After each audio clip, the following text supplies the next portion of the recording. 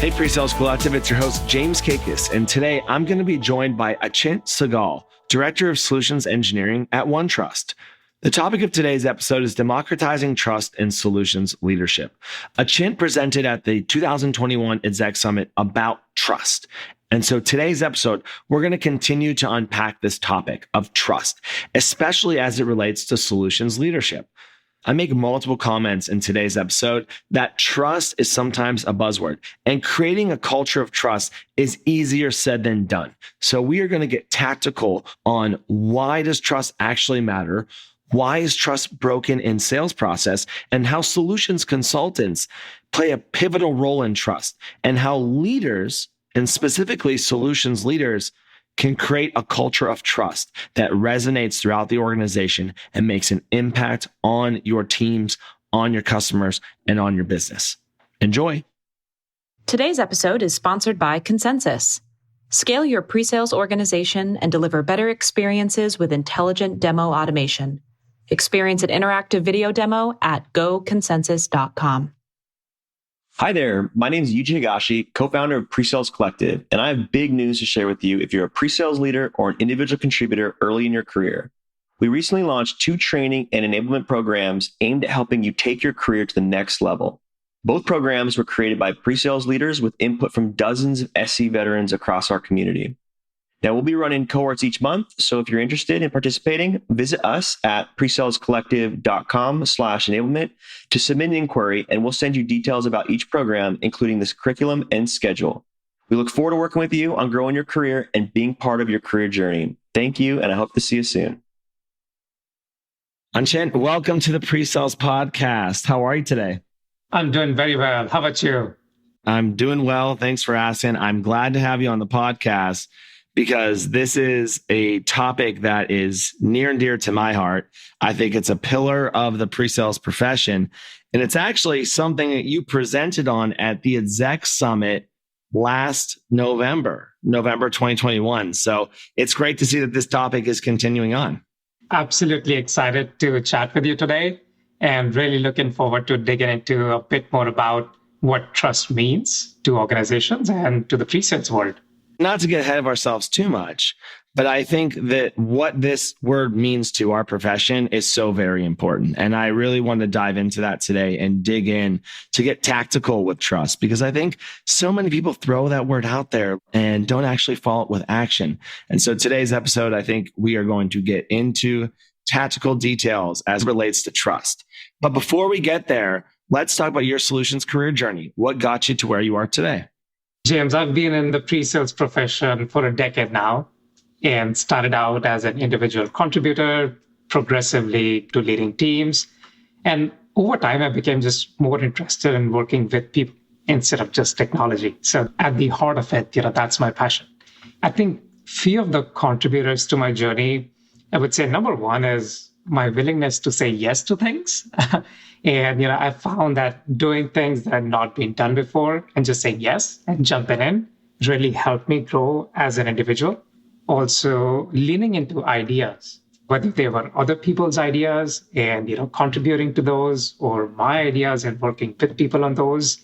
I've just been lucky to work with very creative people and very bold people. And that's been part of my journey. Lastly, I would say willingness to work with change and being okay with failing. Those have been pebbles along the path that have taught me. I often think about what Steve Jobs said at his Harvard commencement speech in 2005, and said, if you look back at your journey, you will see the dots connect. So to me, these are things that have helped me get where I am. I love that perspective. And that's a great speech by Steve Jobs. Let me ask you one specific question about your experience at OneTrust. You've been at OneTrust through some wild growth. How has that experience been for you? I would say humbling is the right word for that. I started out as really the first solutions engineer at OneTrust. And I grew to lead global teams. I'm laser focused on Americas at this time. Over the last few years, OneTrust kind of became the number one growing company in America, which meant a lot of fast-paced growth for the organization and for the SE organization within OneTrust. So I've had the opportunity to work on newer things, to work on things that are coming up very, very fast, and to also work on things that have not been done before, because this area of privacy and trust intelligence is very new. So my experience has been very humbling, and I'm fortunate to work with some of the smartest solution engineers in the world. I love that perspective and I respect your position there. It sounds like a great journey that you've had. One of the things that I believe has made you successful is this concept of trust, and this concept of trust that is ingrained in your DNA. And I know that just from conversations with you. So as we get into today's topic of democratizing trust and solutions leadership, I really, as I mentioned, want to get tactical on this. I think that a lot of times in our profession and in sales generally, we're starting to hear trust is so important. But what are companies actually doing to make trust a pillar of what they do? Like, how do you actually just create trust or create a culture of trust? Because it's one of those things that just doesn't happen just because you say it. And so I'm excited to get really tactical with you because we hear it all the time. Trust is so important in sales, but what does it actually mean to you? Trust can seem like this intangible thing, almost elusive or mythical in nature. But when you trust someone or you trust something, it's just there. It's the experience that you have. I've read some very interesting research from Enablement, and they've been doing research on what trust means over the last 2 decades. And I found some really, really awesome nuggets from that. In sales profession, for example, and that includes our solution engineers, from a customer's perspective, trust is, someone's ability, the perception that a sales individual or an SE is really good at what they do, or their integrity, which is that what the salesperson or the SE is telling me is really honest, or that this person is dependable, that they're going to keep, their promise on what they said to me. So I think those are tangible things. It's doing what a customer expects of you. As an SE leader, it's doing what the team expects of you and delivering on the team's expectations. And it's also doing it in the time frame that you said yes for that job or for that role. I think it's the practice of sharpening one's ability, whether it's technical prowess, whether it's actually learning the market and the space, coupled with the integrity of an individual or of an organization. Those are some tangible things when put in practice. I think they engender trust. It's got me thinking, if you look at LinkedIn's 2021 State of Sales report, they talk a lot about trust as well. And they talk about it related to salespeople. And you gave some examples of how you build trust. The data shows that trust is broken with salespeople, and it's getting worse every single year. Why do you think that is, especially as it relates to this technology industry that we're all in? I think there's history. And I say that because mostly salespeople are still seen with this lens of skepticism. This person just wants to sell me something. It's like having an agenda behind the scene.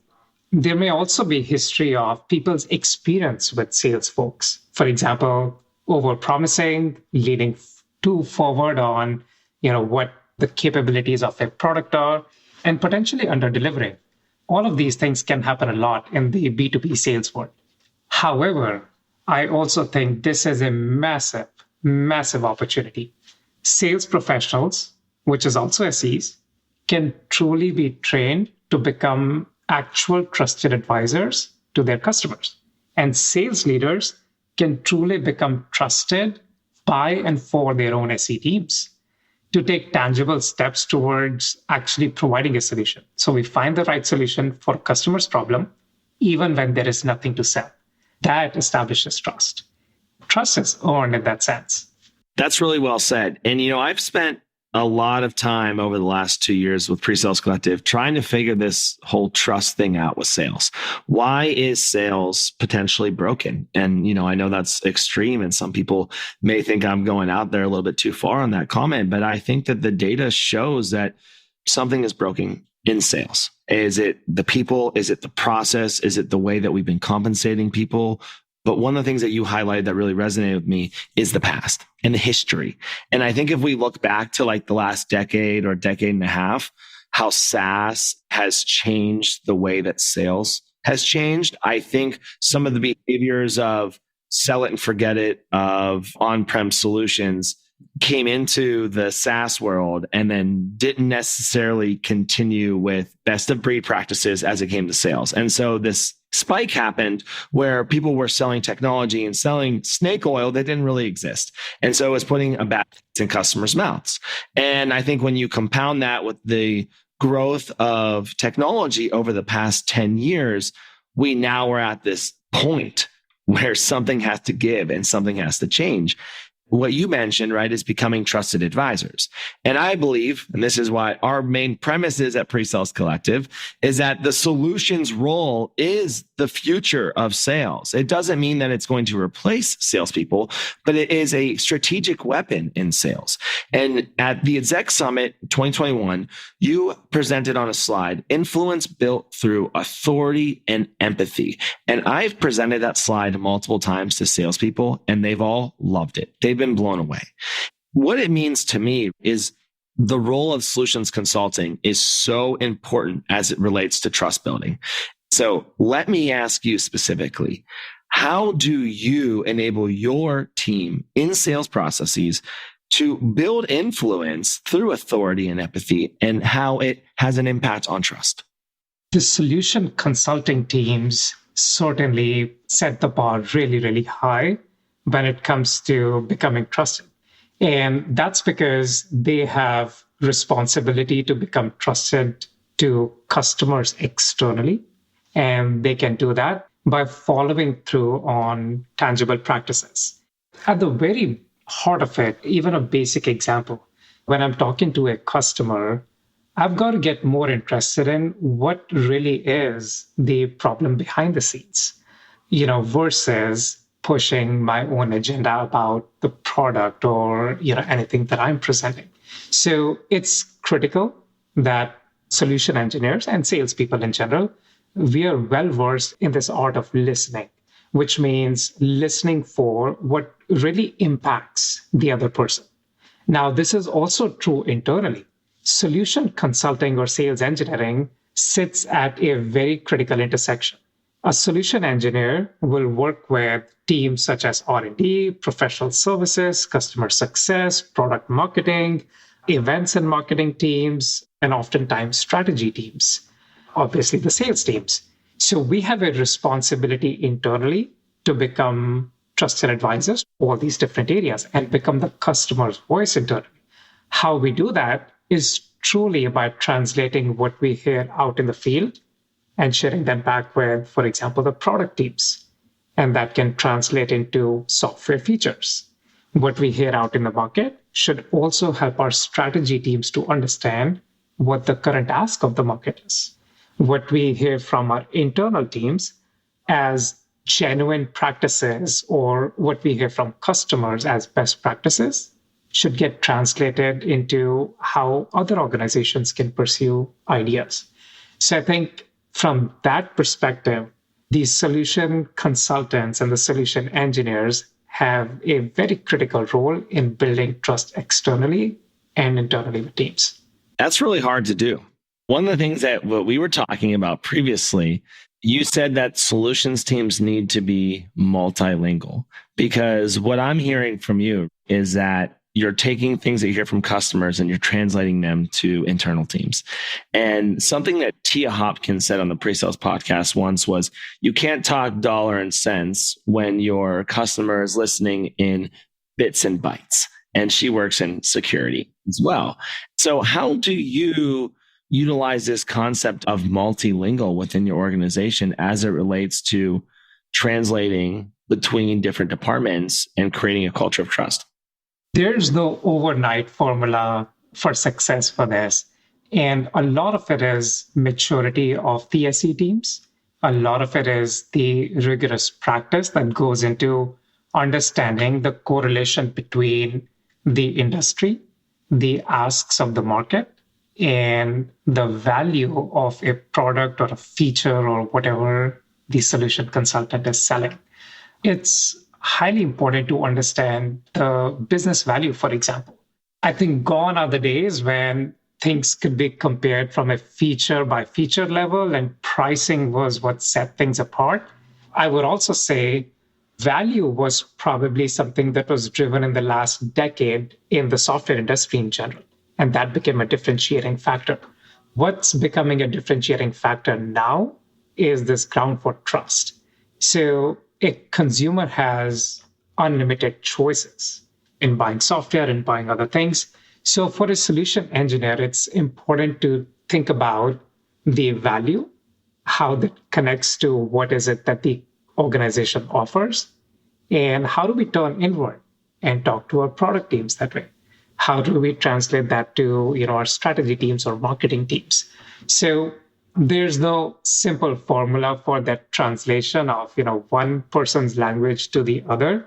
I think it's a practice, and it just requires doing it consistently. That consistency is a great point, Achint. And we're talking a lot about trust in sales process, but how do you lead with trust? I truly believe that at the heart of trust is accountability. I think that's how trust is executed in practice. What that means is you celebrate the success of an individual or a team, and you do that publicly. That establishes trust. You also hold, or I also hold, people accountable for what they promise, to deliver in a certain time frame, and to provide on-the-ground coaching when that does not occur. And that's holding people to a high bar, to a high ground, and holding them accountable for what they promised. When people are able to do that, to celebrate successes, and on the other side, to hold people accountable when success doesn't happen, that establishes trust. It's very different than becoming a likable leader. I think people enjoy working with others, interacting with others who challenge them in a positive way. And accountability is part of challenging people in a positive way.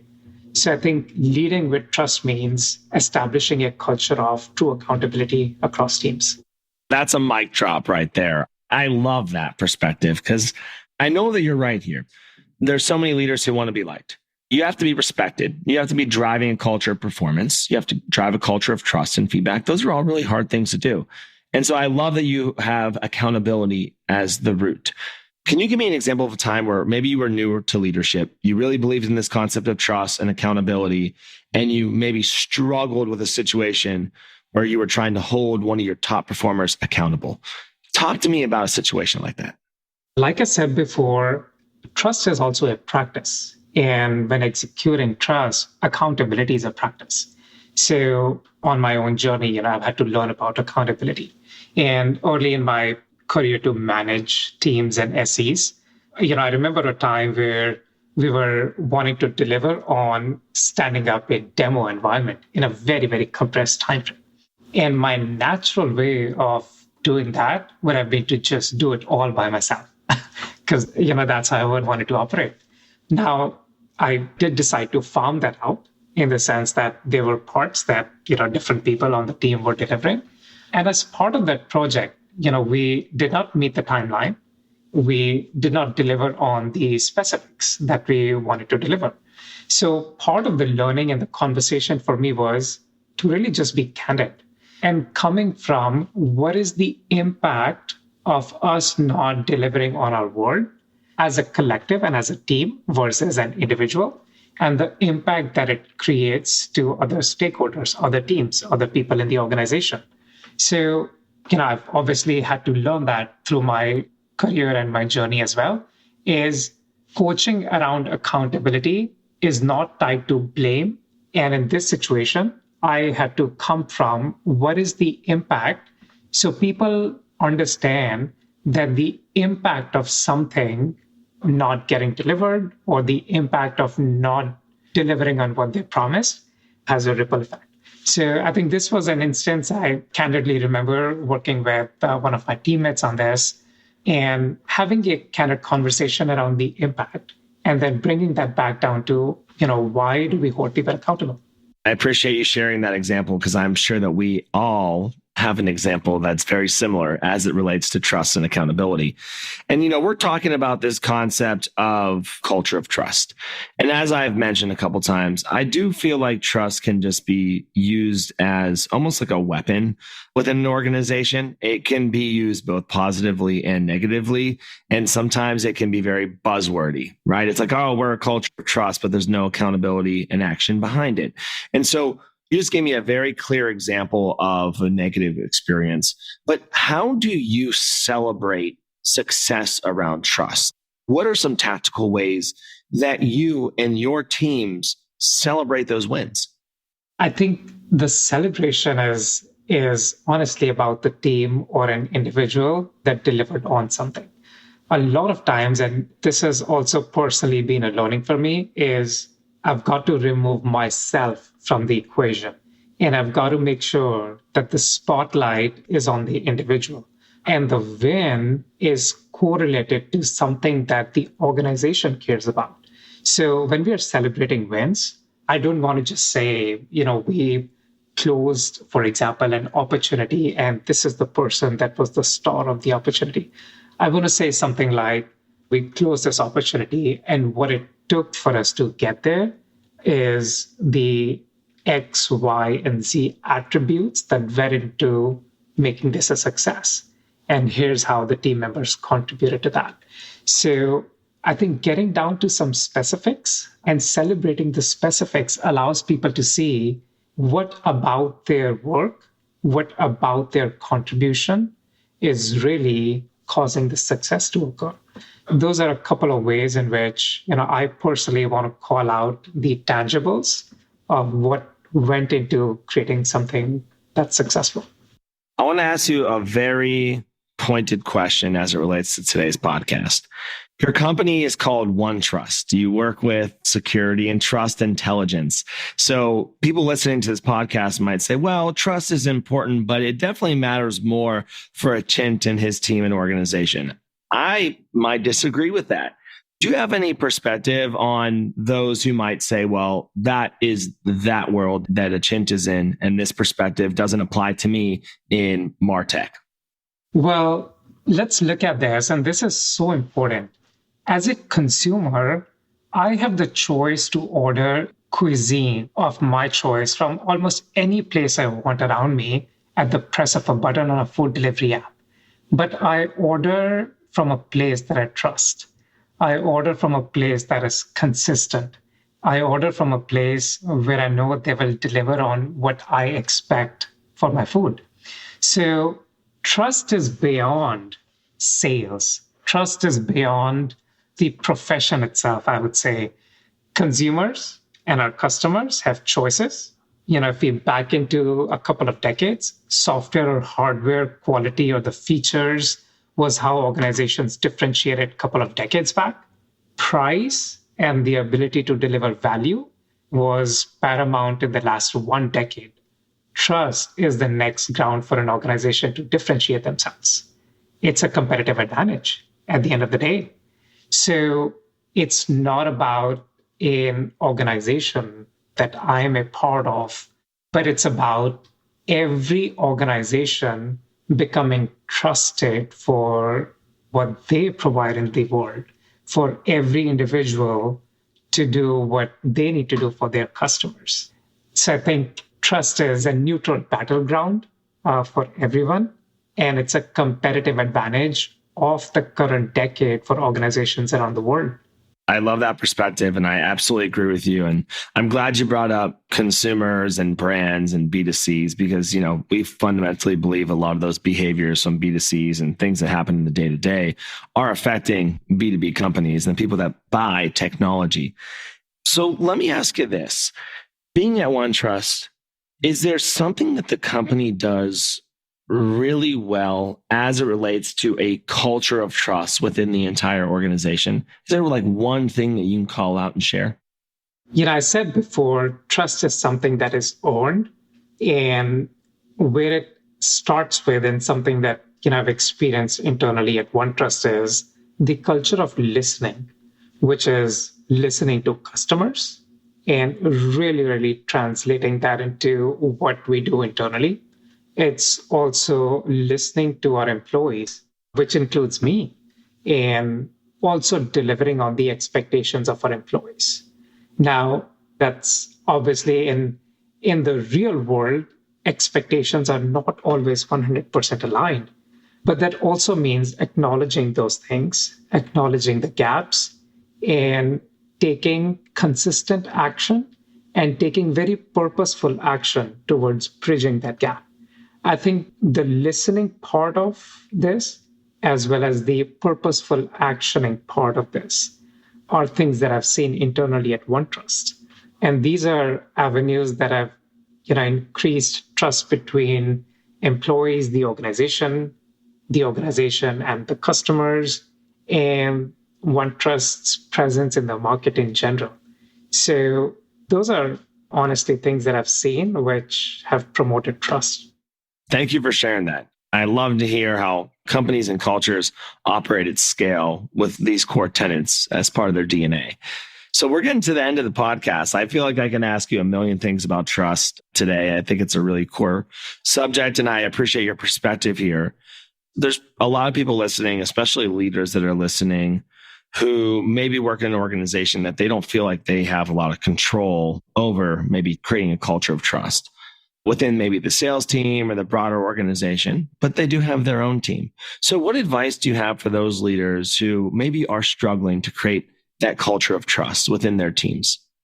I'm going to say the advice that I have for any leader that's wanting to either accelerate trust or wanting to establish trust with their teams is to start really at the root level, which just means I, as an individual working with certain people of my team directly, how do I start at that core level just to establish trust? And a tangible practice of that can be even as basic as setting the agenda for a week, working with the team on delivering on certain things, and in neutralized recap, either next week or at the end of that week, to understand what got accomplished, what did not. And rather than thinking about any sort of blame as accountability, thinking about at the collective level of the team, what are the gaps? How do we fill those gaps? I think when people experience that their boss, for example, trusts them. Trust is a forward-looking thing, by the way. It's not something that can be looked backwards. You got to trust people first, then let them go execute. You can't have people execute on something and then trust them. So I think for any leader, you got to place the trust first, allow people to do something, use that as an opportunity for excelling people or for coaching people in accountability, and then move to the next step. So at the heart of my advice is you got to put trust first and operate from trust. That is fantastic advice and very tactical advice. And so if you need to listen to that section again, please do. Achint, it's been great having you on the podcast today. I really appreciate all that you do for the solutions profession. I appreciate your contributions to the PreSales Collective. And I look forward to discussing this topic again, another PreSales Collective event in the future. The pleasure is all mine, James. I appreciate you having me on the podcast. All right. Love the topic of trust. Great conversation with Achint today. He has had an amazing journey at OneTrust, and I'm so excited to have him on the podcast talking about what he has done in his career as it relates to trust.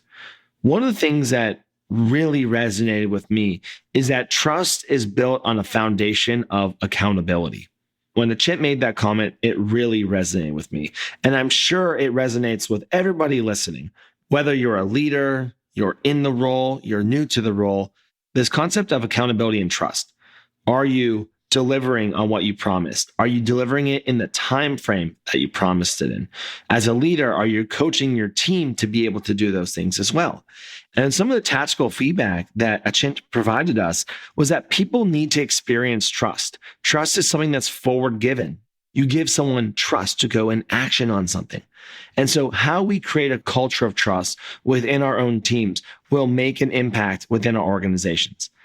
I made a comment about something that I believe is a hot button out there, but the reality is that sales is broken right now. And if you look at a lot of the data from a lot of different sources, It all goes back to trust is broken with salespeople. And I'm not trying to call out salespeople specifically because I think they have the hardest job. There's so much pressure from so many different places. So how can we as solutions consultants help in that concept of trust? How can we take that on to be true co-pilots in the sales process? Because if an AE and an SC say the same thing to a customer, will they trust that the AE is telling them the truth? It could be the same thing. And inherently, salespeople and account executives have something working against them. I know it's a perfect opportunity for our solutions consulting profession to step in to be a pillar of trust, to put the customer's problems first, customer-centric problem solving. That is what trust is, built on a bed of accountability. If you haven't logged into the Member Hub, please log into the Member Hub because we have some amazing events coming up, including some multi-day virtual conferences. We have our connections platform to get to know other solutions professionals out there. The conversation is always active in Slack, and the podcast will be back next week. As always, PreSales Collective, please do like and share the podcast, and I will see you next week.